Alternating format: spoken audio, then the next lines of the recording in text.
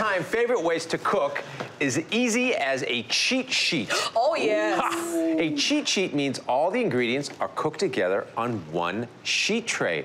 And Jeff, our sheet tray expert, is leading us off. What do you have there, young man? Well, I am making a very quick and easy and crispy, believe it or not, eggplant Parmesan cheat sheet. What? Yes, I deconstructed this. So starting with, of course, eggplant, right? So right now I have a sheet pan in a screaming hot oven, about 450. It's been sitting there for a while. I'm trying to like kind of fry in the sheet, so we're gonna leave that in there nice and plain. Yep. We'll get to that in a second. Right now we're gonna peel it, because sometimes with eggplant parm, you take a bite with the skin on and it's a little tough. So we want this kind of nice smooth bites. About, you know, 1/4 inch slices of that eggplant, just like this. We're no need to salt this, pre-salt this, because we're just gonna work quickly and make this as easy as possible for you people. So we take our eggplant and right into the egg wash right here, right? So just one side though. Oh. So I have some nice seasoned panko breadcrumbs. So we'll keep that here for a while, and we're gonna grate some fresh Parmesan on here. You don't want to, salt and pepper's in there, just salt and pepper, whatever. A little granulated garlic if you want to experiment, a little dried Italian seasoning. We take our, just one side, with the egg wash, right? Right into the panko and cheese mixture, right? Get a nice little boom, and then there we go. So we repeat with all these. Beautiful with the cheese. Let me get this out of the way. So I got my favorite, you know, just red sauce, marinara sauce here. If you want to go to the jarred stuff, that's fine. And some deli sliced mozzarella slices. This is crazy. All right, so right now you bump down the oven back down to 350. Okay, because that's what we're gonna cook it at. I think the number 1 thing that people have issue with eggplant is getting it crispy and not soggy, so exactly. I'm excited about this. And how does one do that without having to fry individual pieces, stink up your kitchen, mess up your kitchen? So a decent amount of oil, and now we're gonna take that beautifully breaded eggplant right in there. And we're gonna work very quickly, right? We want that residual heat, and heat up the oil and start frying that eggplant essentially from the bottom. Nice, not cold, but kind of just a little bit in the middle like that. Almost like you're making a pizza. Working quick, right? You can put it on a hoagie roll too. Oh my God, how good would that be? Or stack it up. And then we got our sheets of, you know, our nice slices. This is why we did this, right? It's a little more even. And what I don't mind is a little overhang. So this is going back into the oven, right? 350 here. It's going on the bottom rack. Remember, we lowered the oven down from 500 to 350, and it's going on the bottom so the bottom can crisp up and the top can properly melt evenly. Here I have some, oh my heavens. Oh my goodness. Ready to go. This looks good. And look at that. Oh. Look Ooh, at that. yeah. This is not the mama's eggplant parmesan, huh? Yes. This is very different. What a great idea that was. So we cooked that at 350 for about 10, 15 minutes. You have to basil it, you know? Right? Yeah. So I've got mushrooms, yellow squash, red onion, and asparagus. And I'm drizzling with olive oil. I'm gonna grab salt and pepper. You know the drill. And then I've got some Italian seasoning, which is also kind of like Mediterranean seasoning, depending on what's in it. The bottle actually said Mediterranean/Italian seasoning. So they're not exactly the same, but there's a lot of overlap. All right, and then I'm gonna use tongs just to stir everything together. So I scooted them all over to one side. And now I've got some colossal shrimp, which is actually known as U15 shrimp, meaning they're under 15 shrimp per pound. And spreading them out, and then I'm actually gonna sprinkle just a little bit of salt and pepper on the shrimp. But this is basically the beginning of the recipe. And it's gonna get more interesting from here. A little bit more Mediterranean seasoning. And then let's go get this pan in the oven, Paigey. So this is gonna go in a 425-degree oven for about 15 minutes or so. And when I put these in, I'm also gonna add some pita that I have wrapped in foil, and it's gonna warm at the same time everything else cooks. All right? All right, while the shrimp and veggies finish cooking, I'm gonna make a delicious lemony yogurt sauce for the pitas. So it starts with yogurt, plain Greek yogurt to be exact.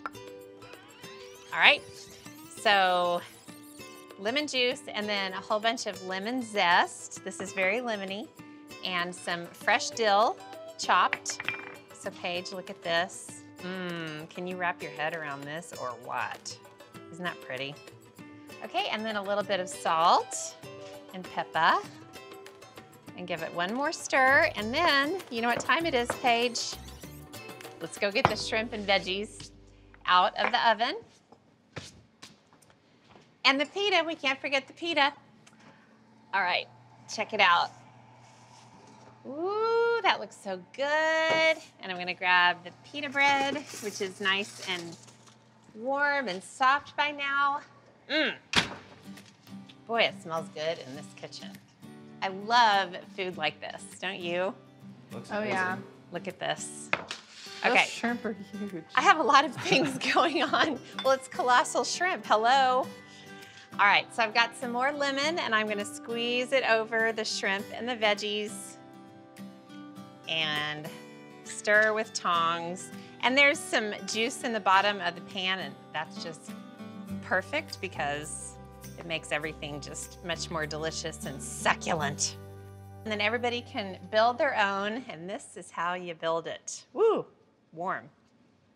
So I've got this delicious lemony yogurt sauce. So I'll put a nice, generous quantity in the warm pita, and then a couple of pieces of lettuce, and some tomato.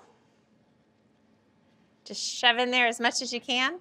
And then I'm gonna start with veggies first, and then a couple of these massive shrimp. I've never seen anything like this. They're big and beautiful and shrimpy. Big, beautiful, and shrimpy. And then feta. I love the combination of the roasted veggies, the cooked shrimp, the cool feta, and the sliced mixed olives. And then you've got that lemony yogurt down inside. Mom! I had to, I'm sorry. That is really good. Great combination of ingredients. To make my dough, I'll just combine all my ingredients into my stand mixer bowl. 2 cups of bread flour, 1 3/4 cup of whole wheat flour, 1 1/2 tablespoons of sugar, 2 1/4 teaspoons of instant yeast will help the dough rise, 1 1/2 teaspoons of kosher salt, and that's it for my dry ingredients. I'll whisk everything together. I've got my water here. This is 1 1/2 cups of warm water. The warm water helps the yeast do its job. And then 3 tablespoons of olive oil will make the dough nice and soft. I'll give this a little mix just to bring the dough together. Okay, I'll let this knead for 7 to 10 minutes until it's smooth and still slightly sticky. This is looking good. I'll grab a clean bowl. Drizzle in some olive oil so it doesn't stick. Scrape this in. Turn it over so that the dough gets totally coated in the oil. I don't want it to dry out. I'll cover it in my towel and then let this rise until it's doubled in size, about 1 to 2 hours. My dough is poofed and fluffy and ready to shape. I've got my sheet pan here that's coated with a generous amount of olive oil. Don't hold back with the olive oil. It makes the crust a little bit crispy and kind of fried on the bottom and really good. And then pat it out. I'm stretching this dough all the way to the edge. This looks good. I'll cover this up now and give it one more little rise while I prep my ratatouille veggies.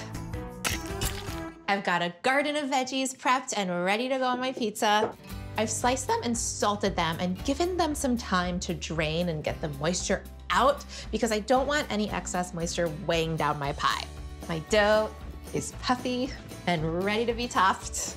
I'll start by drizzling on an herb-infused garlic oil. It's gonna be like secret flavor. Because people will be like, where's all that flavor coming from? I'm also gonna fish out some of these garlic cloves to smash onto the crust because that just sounds really good. I'll spread on some red sauce. I just like a little bit of sauce with this. I want these ratatouille veggies to be the star of the show. I'll spread this all around. Oh, these smells are really good. Look at all these fun colors. I'm just gonna arrange them totally randomly. and they can overlap a little bit. Ratatouille is a French dish, and it includes so many of the veggies that I grow in my garden every summer. And when they're at their peak of freshness, they're so sweet. So I love them on a pizza. And I've got thyme and rosemary. The earthiness of these herbs complement these veggies really nicely. Now I need the cheese, of course. I've got burrata, which is gonna just cover these veggies in creamy goodness. I'll just tear this right over. I'll finish with a little bit more oil. This will help the veggies brown. It'll make them glossy and party ready too. Okay, I'll bake it now at 450 degrees for about 25 minutes until it's golden. Oh, yes. I am so excited about this. So to finish this off, I'll sprinkle it with some Parmesan for that boost of flavor, a little bit of flaky salt to make everything just pop, some fresh arugula for a peppery crunch, and some nice greenery on top. And lastly, fresh basil. How pretty is this?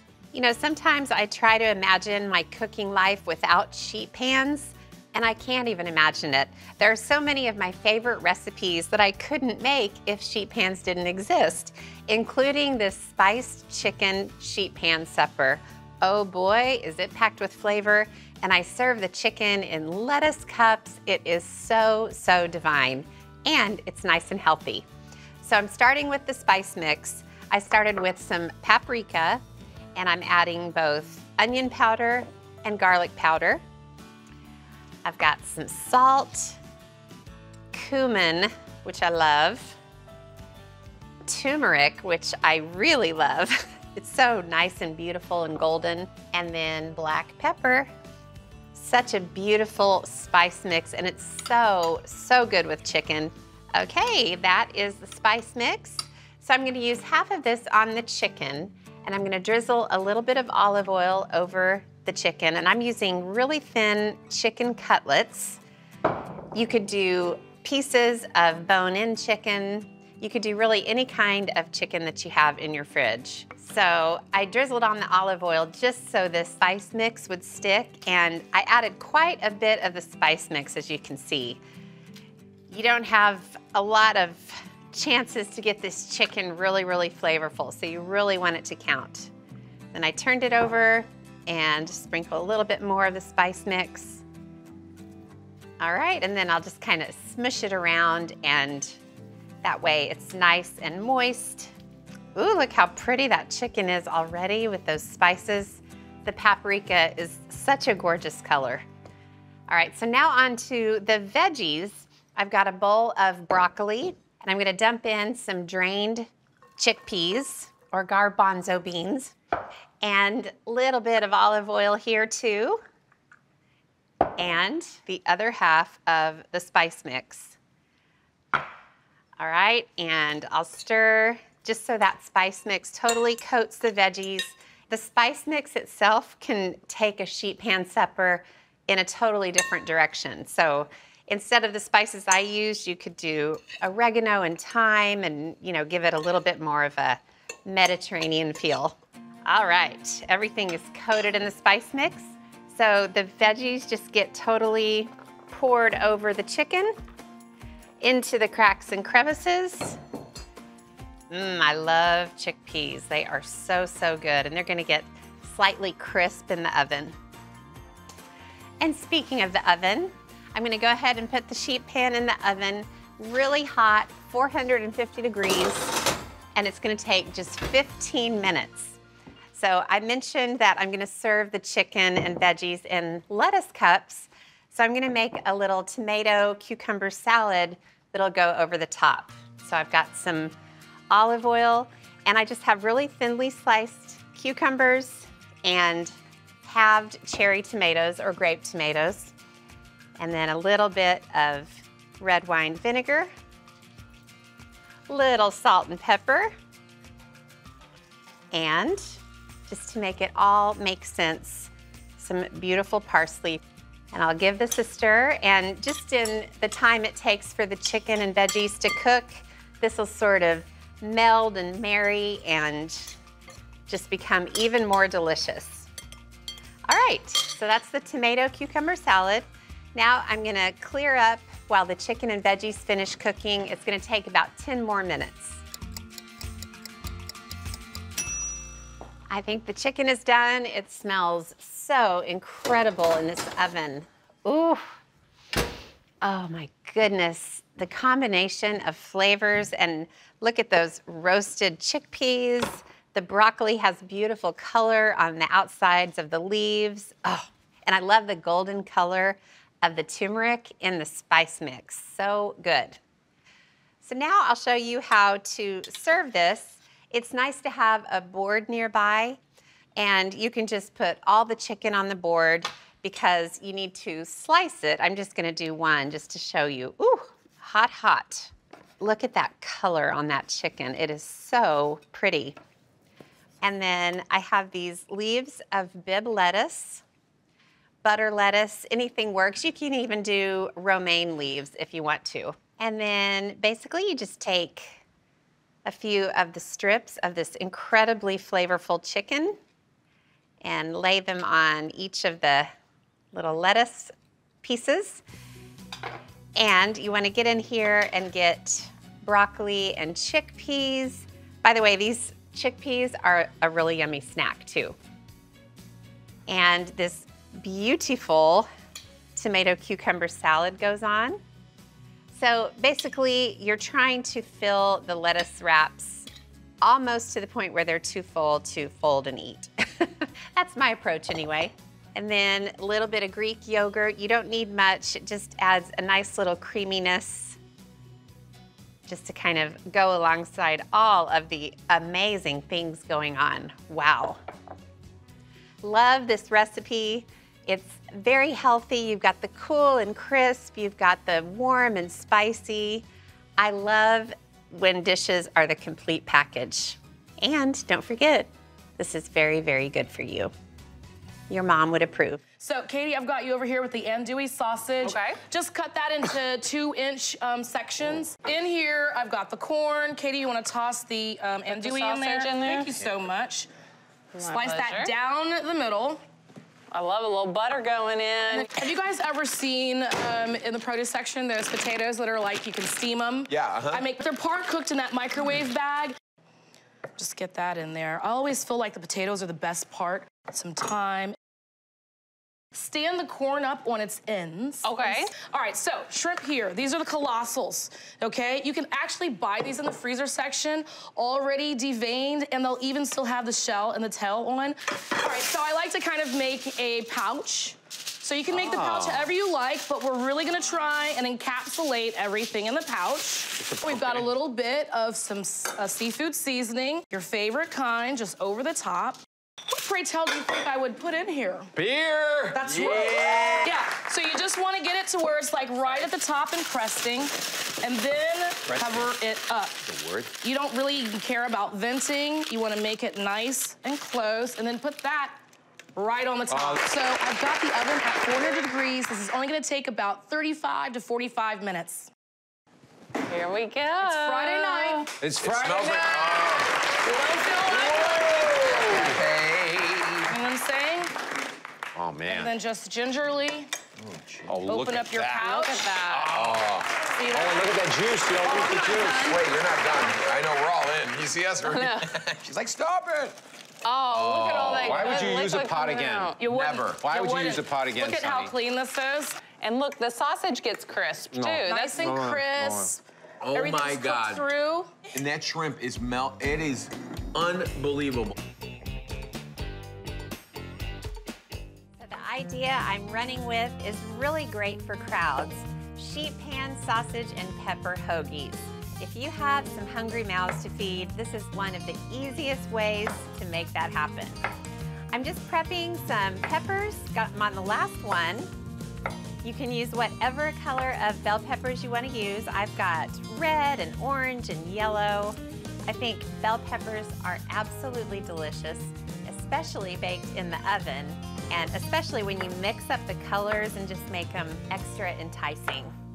So I'm gonna go onto the sheet pan with all the veggies. Aside from the bell peppers, I've also got big chunks of onions, and I'm gonna kind of break them up a little bit when I get them on the pan, just so they aren't in quite as big a chunks.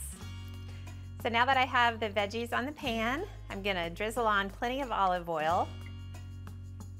And then just for some really nice flavor, I'll add about a teaspoon of dried sage.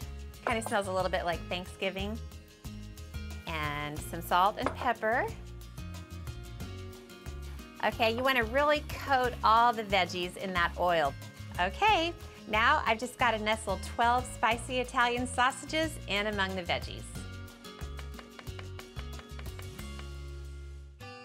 The baking goes like this. I'll put them in a 425-degree oven for 30 minutes until the sausages are cooked through, vegetables are tender. It smells so good in this kitchen. I'm about to show you why. Look at this sheet pan, those sausages and peppers and onions, glorious. Now I think these are delicious on their own, but for me, any sandwich I make has to have a great spread. And the one I like to make for this sandwich is so simple, it's almost funny. All it is mayonnaise, along with some grainy mustard. Any kind of mustard works. And gourmet, just kidding, ketchup. I'll give it a stir until it just comes together. To build the sandwiches, I'm gonna slice the sausages into pieces rather than leaving them whole. And each sandwich gets 2 sausages. Woo, nice and hot. Okay, now to build the sandwiches, I like to use big old chewy deli rolls, also known as hoagie rolls or sub rolls.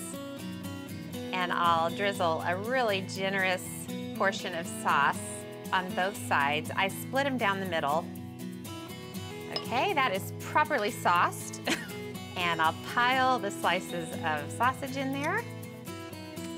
And I love how big the chunks of veggies are. All right, that's one big, beautiful sandwich.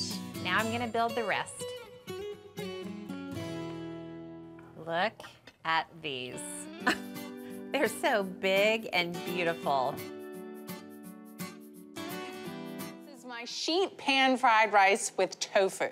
Oh, tofu, where the meat at, Katie? That's how you win it. Tofu is a great way to have a plant-based protein. I think it's really tasty, and it takes on whatever kind of flavors that you're given to it. So Jeff, I'm gonna have you work on my garnish. If you'll thinly slice up those 3 scallions, that would be great. Great. And I've got some rice here. This is just cooked white rice. If you have leftover rice, if you've ordered out and you've got those little containers in the fridge, great way to use it. Or if you have frozen rice, you can thaw it out and use it. So you can also use brown rice. That's a great way to use it up. Okay, now I'm gonna add for my sauce some soy sauce. Ooh. Lots of flavor in there. I like to use the low sodium soy sauce. Ooh, that's expensive. And some sesame oil. Ooh, that's really pack a lot of flavor in just a little bit. Fresh ginger. Tons of flavor here. Just because we're going light on our wallets doesn't mean we're going light on our flavor.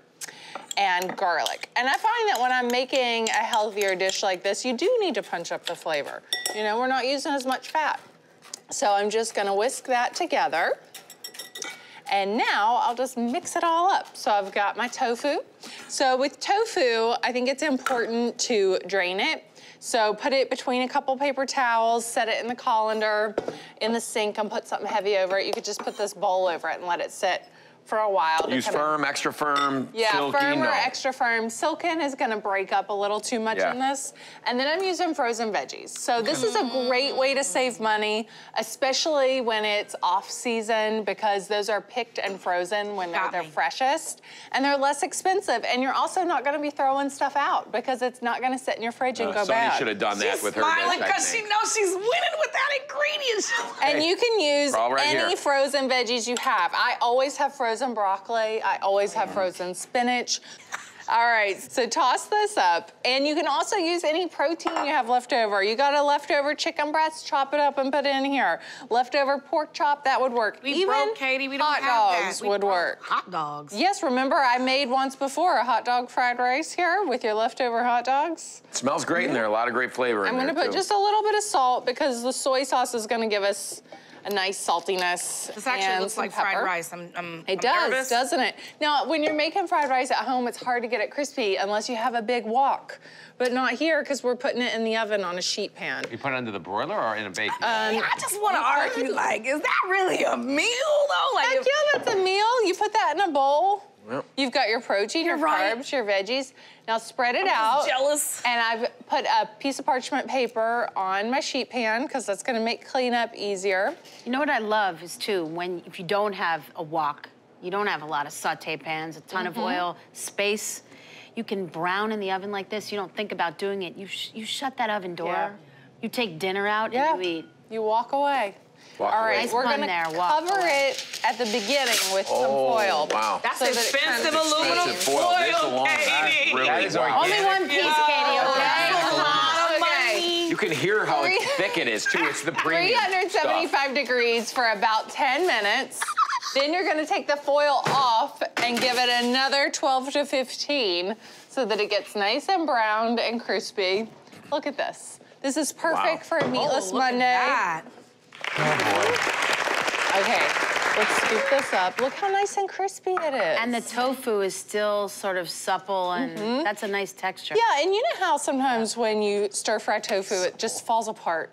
You do it in the oven and it keeps its shape. All right, I like to hit it with a little bit of sriracha. That in your recipe? Yeah, it's In it. Yep. Oh, man. All Oh, right. wait, don't forget the scallions I chopped. Oh, yes. well, yeah. Chef. Now, Money. now. Pour on those and then quarters. the white Yeah. truffles Yep. after Pour that. those Isn't this quarters on. beautiful? All right, Jeezy, since you are the big spender, I think that Hey, big spender! you should try my I take that as a compliment. my actually. inexpensive fried rice first and Wow. see what you think of that. Really easy to make. What I like Super too is simple. you could use any leftover grain you have hanging around in the fridge. Absolutely. Hit it with some scallions. Oh my God, your Gruyere-kissed lips don't know what hit them. He's like frozen vegetables, zutalo. This is the best part of the show for me, is watching GZ eat. I've silenced him. I don't know if that's a good thing or a bad That's thing. always a good thing. I'm afraid. Nah, when I'm a he's little quiet like that, afraid. he's ruminating. Really good. It's yummy. I mean, it is. I love the spice. It tastes like fried rice. It does. It's just hurtful that it's so inexpensive. I'm starting by cutting some big, thick rings of bell pepper, and I want the rings to be really thick so they can stand up against the big, juicy steaks. I'm using red and yellow, but you can do green, orange, purple, whatever color of bell pepper you can get your hands on.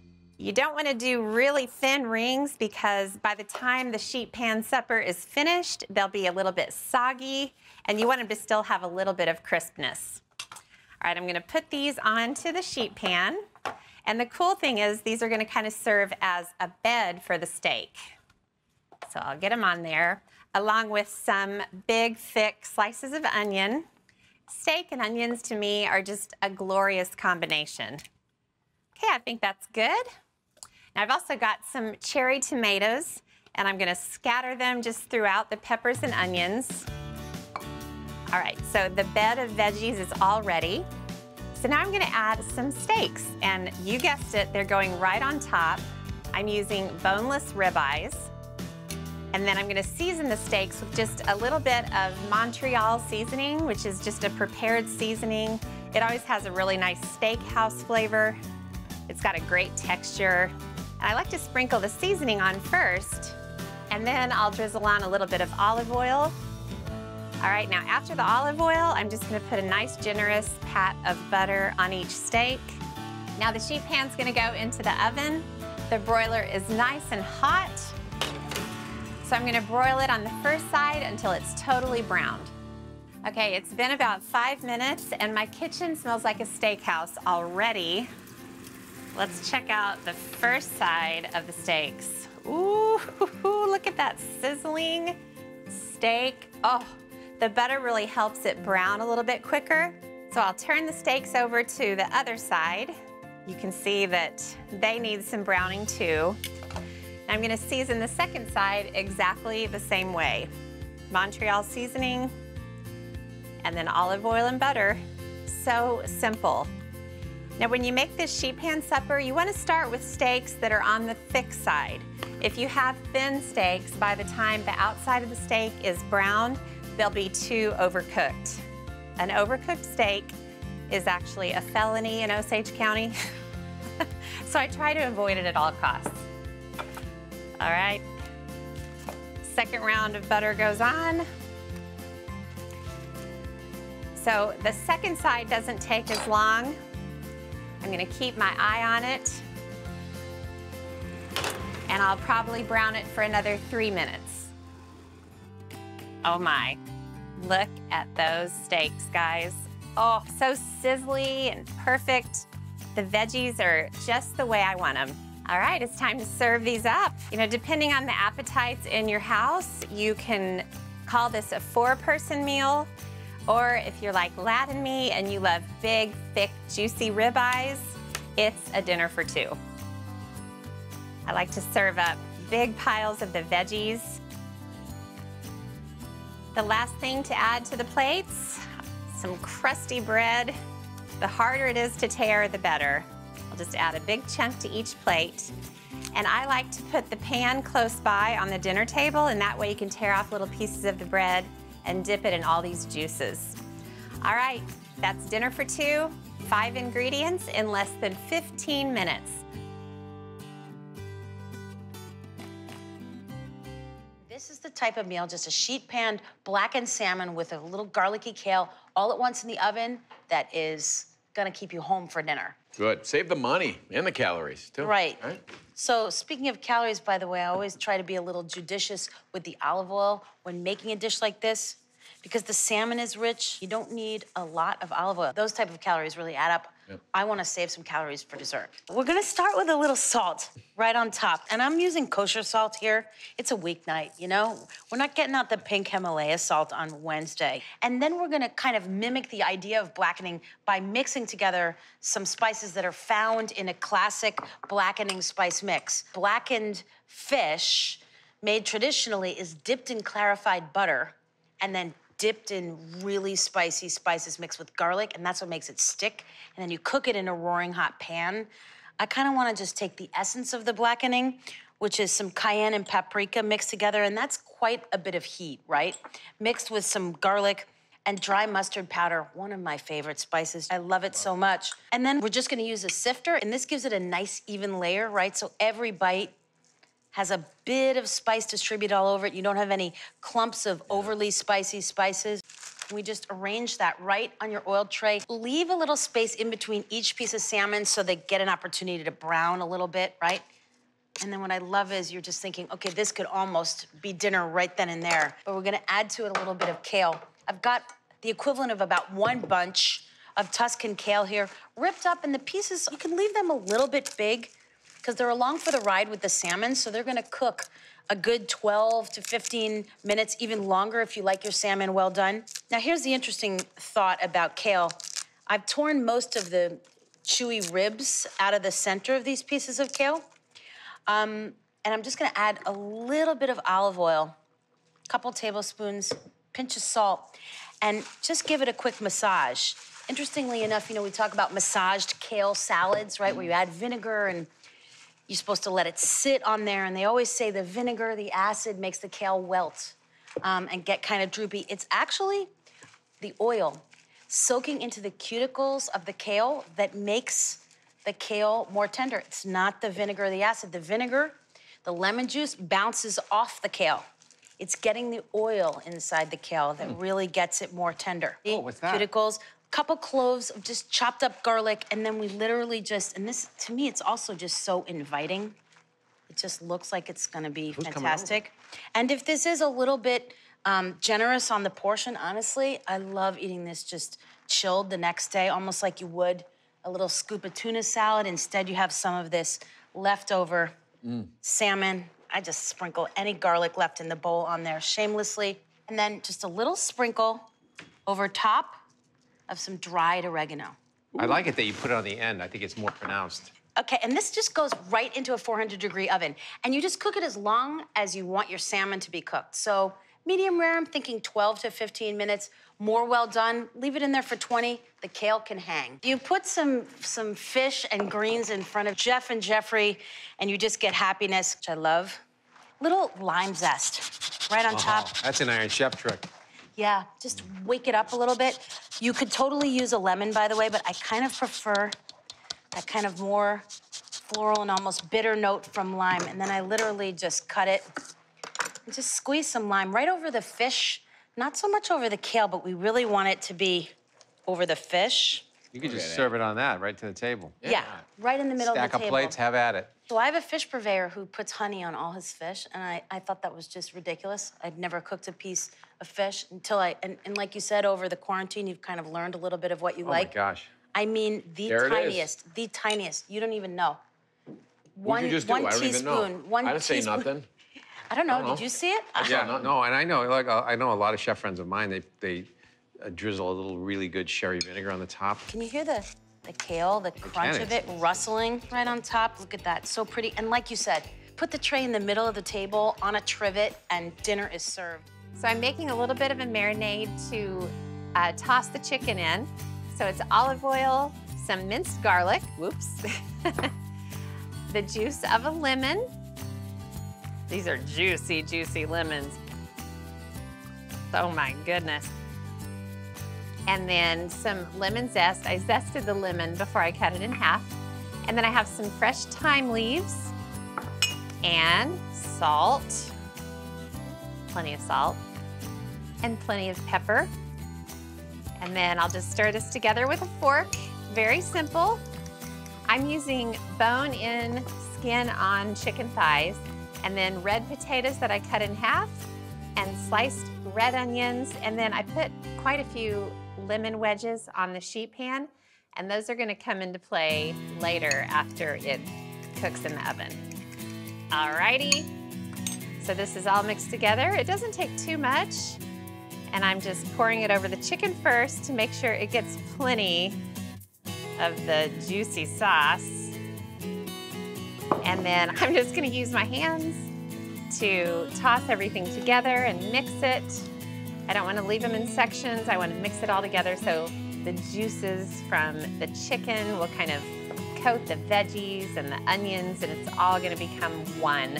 So the only thing you need to be sure to do before it goes in the oven is to make sure there's plenty of space between the pieces of chicken, because if they're cramped, they won't get nice and brown. All right, let's get this gorgeous dinner in the oven. So the oven's at 425, and I'm gonna roast all of this for about 45 to 50 minutes until the skin on the chicken is gorgeous and the vegetables are done. Woo, juicy. That looks fantastic. Wow. Okay, I've got a beautiful platter. So I was gonna just kind of dump it all on here, but I think that would be a catastrophe. So I'm just gonna transfer everything to the platter. Lovely, lovely, lovely. All right, so now for the really fun part. Remember those lemon wedges? Here they are. They're now roasted lemon wedges, and watch this. Look at this. That kind of roasty lemon. So fish the lemon out of here and just squeeze any juices that it has left. You can get some of the juices on the pan and just kind of drizzle them over. You don't want to do that too much of that because there's a lot of fat there, but boy, oh boy, that looks great. And then for a finishing touch, I always like to wipe the platter because dribbles bother me. Not really. I've got some beautiful thyme leaves and just kind of arrange it here and there and everywhere. I think thyme is one of the prettiest herbs. It's just so light and kind of slightly curly. Parsley, never hurts. But didn't this turn into kind of a gorgeous dinner? It's really pretty, beautiful. And it's so simple. It's basically chicken, potatoes, and onions, but it's all kind of what you season it with and how you cook it, and of course, how you present it. That is one beautiful sheet pan supper right there. So easy, so elegant. Trust me, this is the easiest main course I can ever make. Mustard roasted fish. So I've got 2 snapper fillets. This dish takes 5 minutes to make and 10 minutes to bake, and it makes its own sauce, which is even better. I'm gonna put them in a dish like that. Sprinkle it with salt and pepper, lots. You can really use any kind of white, firm white fish for this. I use snapper, but whatever looks good at the fish store. Okay, now I'm gonna make a really quick sauce. First thing I'm gonna use is creme fraiche, which you really can find in either the grocery store or a specialty food store. It's French cream, and it's clotted cream. It's just great. It's kind of like using mayonnaise.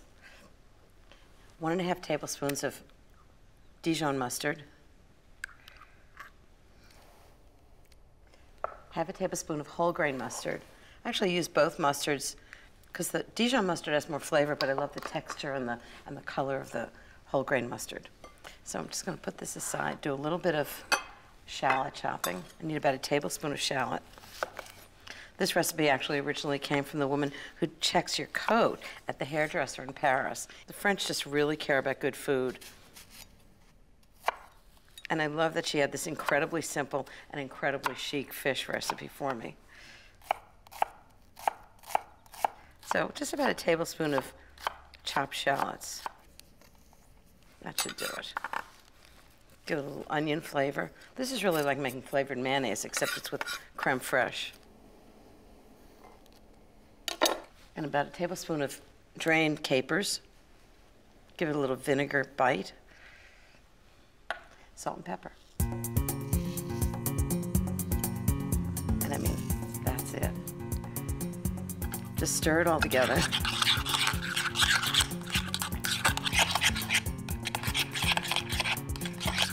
And just pour it right over the fish.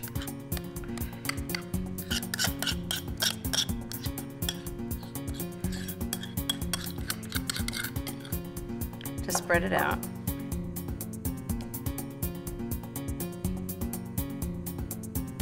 And the good news is, this bakes at 425 for about 10 minutes at the same temperature the broccoli bakes at. So you can do this all in one oven. Okay, into the oven, we'll have delicious mustard roasted fish and broccoli, and then I'm gonna make the potatoes.